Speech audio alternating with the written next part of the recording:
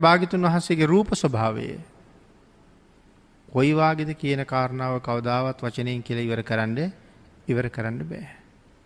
අපි අද ඊටාම ලස්සනට අපේ සිත් ඇදගන්න, හිත බැඳෙන්න, නිමෙන, තැම්පත් වෙන, දැක්ක ගමන් වැඳ වැටෙන්න හිතෙන ලස්සන බුදු පිළිම අපි දකිනවා අදත්. හැබැයි ඒ ප්‍රතිමාව කොයි තරම් ලස්සනද අපිට දැක්ක ගමන් වඳින්න හිතෙනවා. හැබැයි ඒ ප්‍රතිමාවට වඩා ලක්ෂ කෝටි වාරයකින් භාග්‍යතුන් වහන්සේගේ රූපය සුන්දරයි. එනිසා අපිට භාග්‍යතුන් වහන්සේ මෙහෙම දැක්කේ නැති නිසා අපිට හිතා ගන්නවත් බෑ. බුදුරජාණන් වහන්සේගේ ශ්‍රී දේහයේ වටේට රශ්මි මාලාවක් තිබුණා, රියන් 4ක් වටේට පැතිරෙන. ඒකට කියන්නේ ව්‍යාම ප්‍රභා කියලා. රියන් 4ක් ශරීරයෙන් එළියට ඒ රශ්මිය ගලනවා. ඒකට තමයි ව්‍යාම ප්‍රභාවය කියලා කියන්නේ. ඒ රශ්මි මාලාවෙන් එළියට රියන් 80ක් දුරට තවත් රශ්මි මාලාවක් විහිදෙනවා. ඒකට කියන්නේ අසිති හස්ත්‍ය ප්‍රභා කියලා. සමහර වෙලාවට පූර්ණ චන්ද්‍රය අහසේ දකින ඇතැම් දවසක අපි දකිනවා හඳට ටිකක් ඈතින් වෙනම රැස් වලල්ලක් තියෙනවා. අපි ඒකට කියනවා හඳ මඩල කියලා. අපේ සමහර වැඩිහිටියෝ කියන්නේ හඳ මඩල හඳට ළඟින් තියෙනවා නම් වැස්ස ළඟයි කියලා කියනවා. හඳ මඩල ඈතයි නම් අපි කියනවා බොහොම කල්යයි තව වහින්න කියලා වැඩිහිටියෝ එහෙම අනාවැකි කියනවා. එහෙනම් අපිට දැකලා පුරුදුයි හඳට වඩා ටිකක් ඈතින් වෙනම රශ්මි මාලාවක් තියෙනවා. එහෙනම් භාග්‍යතුන් වහන්සේගේ ශ්‍රී දේහයේ රියන් 4ක් දුරින් ආන් ඒ වාගේ වෙනම රශ්මි මාලාවක් තියෙනවා. ඒ රශ්මි මාලාවට එළියෙන් 80 දුරට පැතිරෙන තවත් රශ්මි මාලාවක් තියෙනවා. ඒකට තමයි කියන්නේ අසිති හස්ත්‍ය ප්‍රභා කියලා. එතකොට මේ රශ්මි මාලා දෙක මේක ෂඩ්වර්ණ රශ්මියනේ. හඳේ රශ්මිය වාගේ කහපාට විතරක් නෙමෙයිනේ.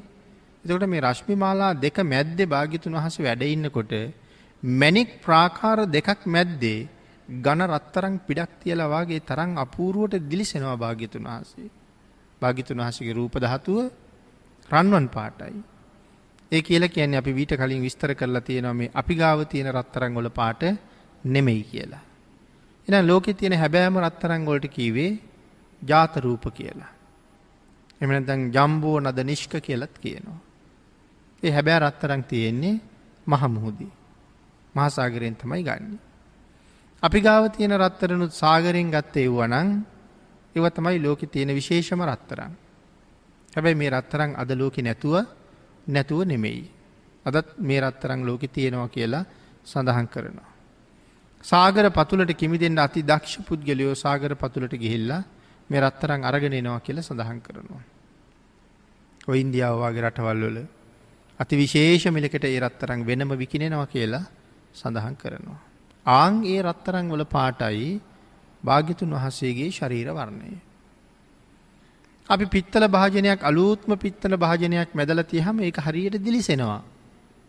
අපිට හිතෙනවා මේක රත්තරන්ද කියලා. ඒ වුණාට අපි පාවිච්චි කරන රත්තරන් මාලයක් වලල්ලක් එතෙන්ට ගෙනihin තියහම අපිට හොඳට පේනවා පිත්තල වලට වඩා වෙනම රත්තරන් කැපී පේනවා කියලා. එහෙනම් ඒ අපි ගාව තියෙන රත්තරන්. එහෙමනම් අපේ රත්තරන් වලට වඩා ජාත රූප දිලිසෙනවා කියලා එතකොට අපිට තේරෙනවා. භාග්‍යතුන් වහන්සේගේ වර්ණය එහෙමයි. ඒ තරම් ලස්සන රූපයක් බුදුරජාණන් වහන්සේට තිබුණා. ඒ නිසානේ කිව්වේ දේවාති දේවයි කියලා. බ්‍රහ්මාති බ්‍රහ්මයි කිව්වා. බ්‍රහ්මයන්ට බ්‍රහ්මෙක් භාග්‍යතුන් වහන්සේ දිහා බලහම මේ අතිශයින්ම ලස්සන රූපයක් තියෙන මේ ලෝකේ වර්ණනා කරන්න බැරි රූපයක් තියෙන බ්‍රහ්මයෙකුට හිතෙන්නේ මේ බ්‍රහ්මෙක් කියලා. ඒ කියන්නේ බ්‍රහ්මයන්ට වඩා ඊටම ලස්සනයි. දේවාති දේවයි. දෙවියන්ට වඩා කොච්චර ලස්සනද? සීල බ්‍රාහ්මණය ඒ නිසා භාග්‍යතුන් වහන්සේගේ ගුණ කියාපු ලස්සන කියාපු එක ගාථාවක සඳහන් කළානේ භාග්‍යතුන් වහන්සේ කොයිතරම් ලස්සනද කියලා. බ්‍රහ්ම භූතං අතිතුලං මාරසේන පමද්දනං කෝ දිස්වාන පසී දෙය්‍ය අපි කන්හා විජාතිකෝ. බ්‍රහ්ම භූතං අතිතුලං බ්‍රහ්මයන්ට ළඟා වෙන්න බෑ මේ රූපේ ගාවට තුලණය කරලා කිට්ටු වෙන්න බෑ බ්‍රහ්මයෙකුට ඒ තරම් ලස්සන රූපයක්. මාරයෙකුට අභිභවනය කරන්න බෑ ඒ රූපේ කවදාවත් ඒ තරම් ලස්සන රූපයක්. ඒ තරම් ලස්සන රූපයක් දැකලා කෝදිස්වාන පසී දෙය. කවුද පැහැදෙන් නැත්තේ භාග්‍යතුන් වහන්සේ දිහා බලලා. සේල බ්‍රාහ්මණය සඳහන් කරනවා අපි කන්හා විජාතිකෝ. මේ ලෝකෙ තියෙන ශ්‍රේෂ්ඨතම වංශයේ ඉපදිලා මේ තරම් භාග්‍යතුන් වහන්සේ ලස්සනයි. දෙවියන්ට බඹුන්ට වඩා ලස්සන වුණා වගේම භාග්‍යතුන් වහන්සේගේ වංශයේ තවත් බොහෝ ලස්සනයි ඉපදිලා හිටියා. නන්ද කුමාරයා කොච්චර ලස්සනද? අපි කතා කරනකොට මේ නන්ද කුමාරයා කියලා කතා කරනවා විතරනේ. නමුත් අපි හිතුවේ නෑනේ නන්ද කුමාරයා කියලා කෙනෙක් කවුද කියලා. නන්ද කුමාරයා කියලා කියන්නේ සක්විති රජෙක්. එතකොට කවුද නන්ද කුමාරයා කියලා කියන්නේ? බුදුරජාණන් වහන්සේගේම මල්ලි. බුදුරජාණන් වහන්සේගේම මල්ලි. එකම තාත්තගේ දරුවෝ දෙන්න බොහොම ලස්සනයි. අයියත් ලස්සනයි නේ, මල්ලිත් ලස්සනයි. එහෙනම් භාග්‍යතුන් වහන්සේ තරම් ලස්සනයි නම් නන්ද කුමාරයාත් ලස්සනයි. මොකද සුද්ධෝදන රජුරුවන්ගේ අනික් පුතා. ඒ හින්දා නන්ද කුමාරයාත් හරි ලස්සනයි. භික්ෂුන් වහන්සේලා නන්ද රහතන් වහන්සේට රැවටුණා. ඒ හින්දා පස්සේ නන්ද රහතන් වහන්සේට චෝදනා කෙරුවා. භාග්‍යතුන් වහන්සේගේ සිවුරට සමාන සිවුරක් දරන්න එපා, අපි රැවටෙනවා කියලා.